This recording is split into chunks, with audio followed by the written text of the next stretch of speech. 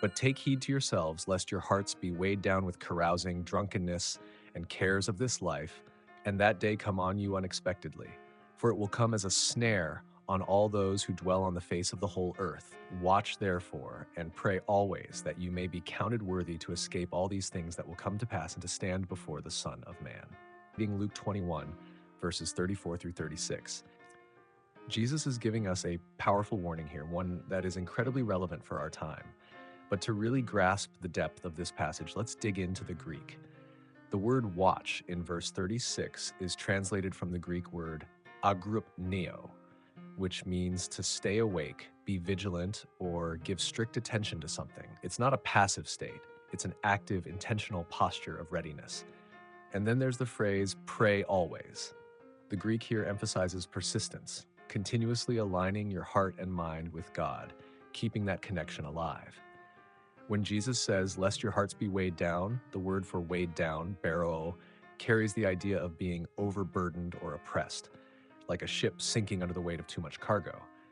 He's warning us not to let the distractions of this world, whether they're indulgences or worries, pull us away from what really matters. The imagery in this passage is vivid, a snare or trap, something that catches people off guard.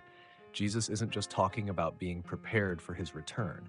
He's talking about living in a way that reflects watchfulness every single day.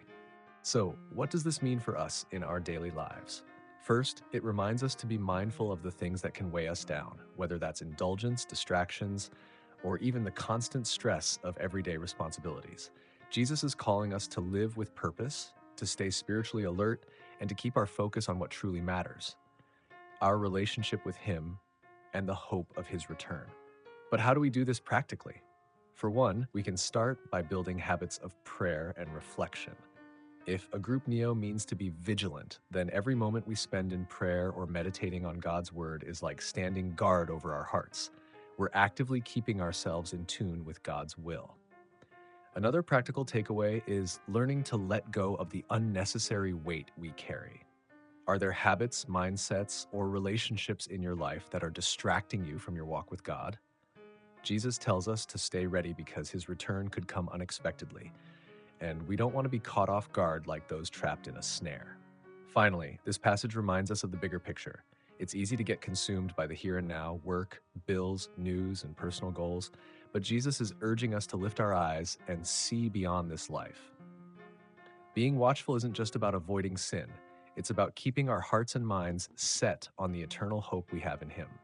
So, as we go about our day, let's ask ourselves, am I living in a way that reflects watchfulness and readiness for Christ's return? Am I staying spiritually awake, or am I letting the cares of this world weigh me down? Let's hold on to the encouragement Jesus gives us in this passage. Watch, pray, and stay ready. In doing so, we not only prepare for what's to come, but also live with greater purpose and joy in the here and now. Stay blessed.